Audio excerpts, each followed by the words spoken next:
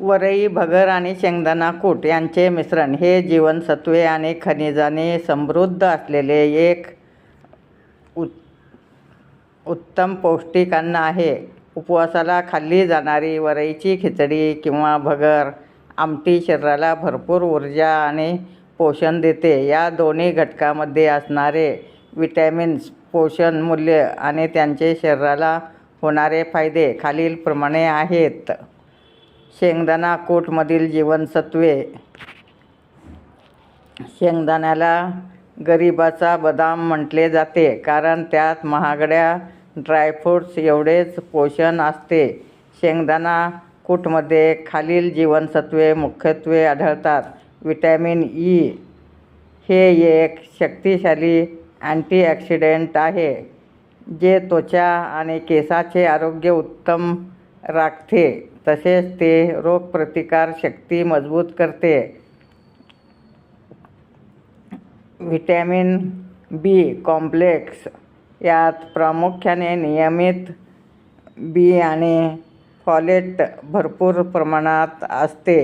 Niacin मेंदूचे कार्य सुधारते आणि फॉलेट शरीरात नवीन पेशी आणि रक्ताच्या निर्मितीसाठी आवश्यक असते. व्हिटॅमिन बी हे जीवनसत्व चयापचय क्रिया सुधारण्यास आणि मज्जासंस्था निरोगी ठेवण्यास मदत करते. वरई, भगर मधील जीवनसत्वे आणि खनिजे.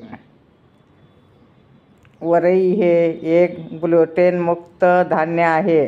यामध्ये देखील आरोग्यासाठी आवश्यक घटक असतात. व्हिटॅमिन बी कॉम्प्लेक्स वरईमध्ये थायमिन आणि रिबोफ्लेविन असते जे शरीराला कार्बोहायड्रेट्समधून ऊर्जा तयार करण्यास मदत करतात.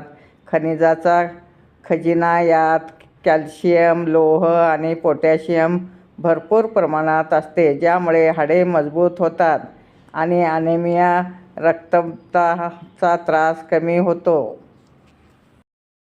नमस्कार, मी सौ निर्मला अपशिंगेकर. आज आपणास उपवासाचे डोसे, उत्तप्पा काहीही करू शकता. एक वाटी भगर घेणे आणि थोडा साबुदाणा घेणे, पाव वाटी साबुदाणा घेणे,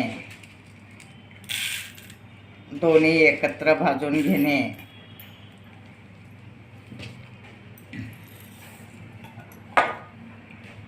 दोन्ही एकत्र भाजल्यामुळे छान रवा सारखं बारीक करून घेणे.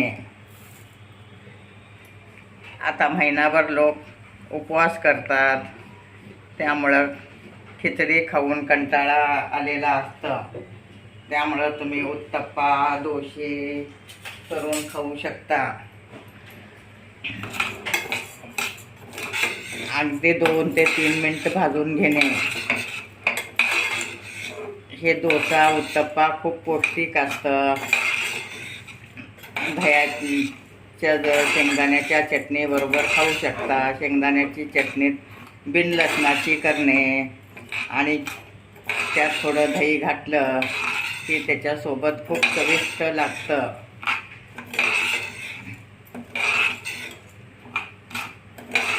अशा टाईपमध्ये तुम्ही सुद्धा घरच्या घरी करू शकता. त्यात आपण मिरच्या पण भाजून घेत आहोत पेस्ट करून घालण्यासाठी थोडंसं.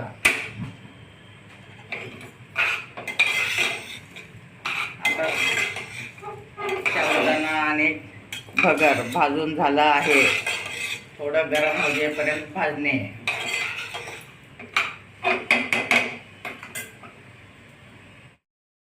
आपला साबुदाणा गार झाल्यानंतर बारीक करून घेतला आहे मिक्सरमधून. त्यात मी एक बटाटा घालत आहे. साल काढून खिसून घेणे आणि ह्यात मीठ घालणे. उपवासाचं मीठ घालू शकता तुम्ही, कुठलंही मीठ घालू शकता. चवीपुरतं मी मीठ घालत आहे. हे उपवासाचं सैंधव मीठ आहे.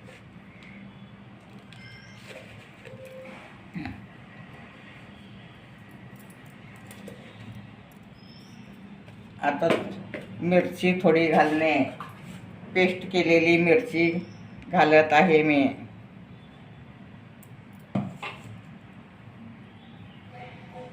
आता मध्ये ताक घालणे, दही घालू शकता, ताक घालू शकता तुम्ही, आणि सगळं एकत्र हलवून घेणे आणि 10-15 मिनिट झाकून ठेवणे. मग पीठ छान फुलून येतं. याचे उत्तप्पा खूप चविष्ट होतं, खायलाही खूप छान लागतं. आता 1-1 महिना उपवास करतात, तुम्ही 2 उत्तप्पा खाल्लं तरी पोट गच्च भरतं. आता आलं बारीक खिसून घेणे, थोडं बोटभर आलं खिसणे. बटाटा लहान असल्यामुळं मी आणखी 1 बटाटा खिसून घेतला आहे. मोठं असलं की 1 घालणे, छोटे असले की 2 घालणे. हे आता मी आलं खिसून घालत आहे. आल्यामुळं त्याला खूप छान चव येते आणि खूप चविष्ट होतात. तर बटाटाही घालत आहे. छोटे असले की 2 बटाटे घेणे, मोठं असले की 1च बटाटा घेणे.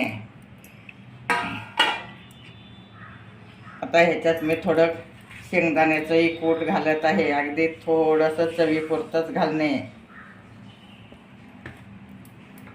शेंगदाण्याच्या कूटमुळं खूप त्याला छान चव येते आणि खायलाही खूप कुरकुरीत लागतात. अशा टाईपमध्ये तुम्ही कालवून 10 मिनटं ठेवणे. हे उत्तप्पा खाण्यासाठी खूप पौष्टिक आहे. आता शेंगदाणे भाजून मी कूट केलं आहे, त्यात थोडं सैंधव मीठ घालत आहे उपवासाचं.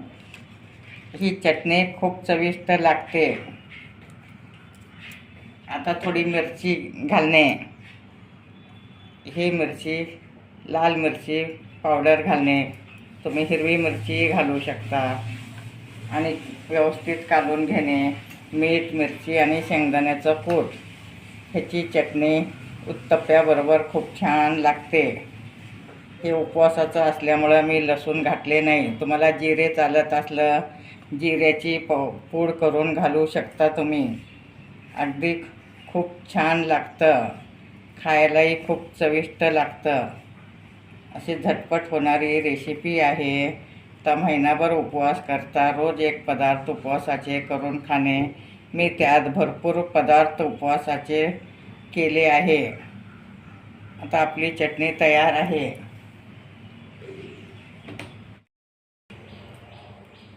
आता तव्याला शेंगदाण्याचं तेल लावून घेणे आणि अशा टाईपमध्ये तुम्ही उत्तप्पा घालू शकता.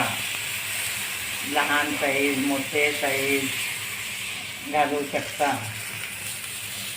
खूप पौष्टिक होतं. शेंगदाण्याचं कूट घातल्यामुळं त्याला खूप छान चव येते आणि खायलाही एकदम कुरकुरीत लागतं.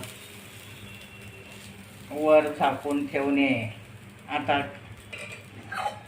वर झाकणे.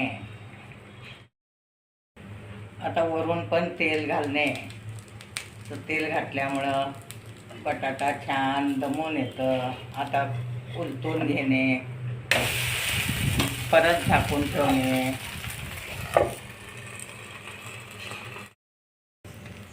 आता अशा टाईपमध्ये तुम्ही छान शेकून घेऊ शकता. खरपूस भाजल्यामुळे त्याला खूप छान चव येते. आता आपला उत्तप्पा तयार आहे.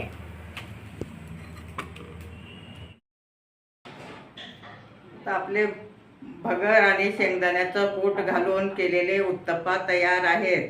श्रावण महिन्यात आता महिनाभर उपवास असतं, खिचडी खाऊन कंटाळा आलेले असते, त्यामुळं तुम्ही उत्तप्पा करून खाऊ शकता. शेंगदाण्याच्या चटणीबरोबर खाऊ शकता, दह्याबरोबर खाऊ शकता, हिरव्या मिरच्याच्या ठेच्याबरोबर खाऊ शकता. अगदी पौष्टिक उत्तप्पे आहेत. माझे व्हिडिओ लाईक, शेअर, सबस्क्राईब करा.